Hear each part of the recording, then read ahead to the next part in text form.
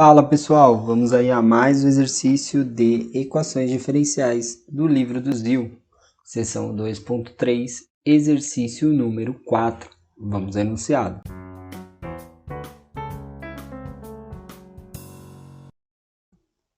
Nos problemas 1 a 24, ache a solução geral da equação diferencial dada. D, o maior intervalo I sobre o qual a solução geral está definida. Determine se há termos transientes na solução geral. Equação diferencial dy dx mais 2y igual a zero. Bom, essa equação diferencial dá para ser resolvida por variáveis separáveis ou equação diferencial linear. Vamos resolver pelo tipo da equação diferencial linear, que é dy dx mais uma função p de x vezes a variável dependente y igual a uma função q de x.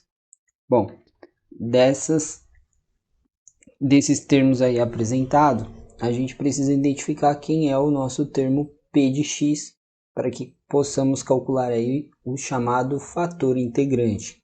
Então, temos aí que nosso p de x vai ser 2, né? Mais 2. Então, identificamos p de x como sendo mais 2. A partir do p de x, a gente calcula um fator integrante que é chamado de μ de x e é dado pela equação e elevado à integral de p de x dx. Ou seja, nesse caso, e elevado à integral, o p de x a gente identificou como sendo 2 dx. Então, temos que o fator integrante, μ de x, vai ser e elevado à integral de 2 dx dá 2x. Bom, tendo achado o fator integrante, a gente vai pegar o fator integrante e vai multiplicar todos os termos da equação diferencial pelo fator integrante.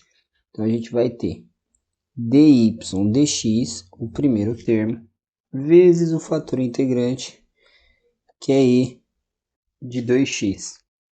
Aí a gente tem mais o 2y vezes o fator de integrante e elevado a 2x igual a zero, que é o q de x, vezes o fator integrante e elevado a 2x. Bom, quando a gente faz a multiplicação pelo fator integrante, desse lado aqui, do lado esquerdo da equação diferencial, isso que se torna o resultado da derivada da regra de um produto entre duas funções, que seria entre a função y e a função i integrante de x, tá?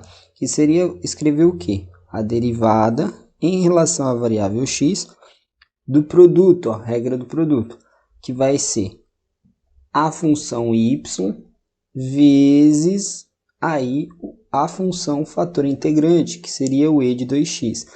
Isso aqui, ó, se a gente aplicar a regra do produto, ficaria a derivada da primeira, dy dx, certo? Derivada da primeira. Copia a segunda, e de 2x. Aí, mais, copia a primeira função, que seria o y, e deriva a segunda função. A derivada de e de 2x dá e de 2x vezes o 2. Então, a gente junta esses termos como sendo a derivada em relação a x da multiplicação de y pelo fator integrante. Isso é igual ao produto entre o fator integrante e o q de x, que nesse caso dá zero. Separando as variáveis, a gente tem a derivada de y vezes e elevado a 2x igual a zero dx.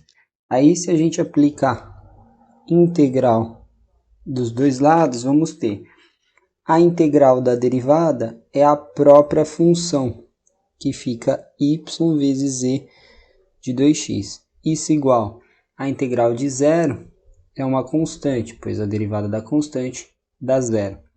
Isolando o y aí, vamos ter que y é igual a constante sobre e elevado a 2x, ou seja, y é igual a constante e elevado, esse 2x que está positivo sobe como negativo.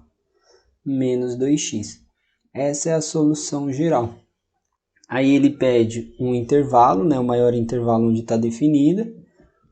O intervalo a gente pode aí analisar, a gente só tem essa função que depende aqui do x. O x pode ser qualquer valor, então o intervalo é de menos infinito até mais infinito, ou seja, todos os reais aí para o x, tá? E falando dos termos transientes, né, que ele pede também, determine se há termos transientes. A gente tem que um termo transiente é quando eu pego a variável x, que é a variável independente, coloco ela tendendo ao infinito.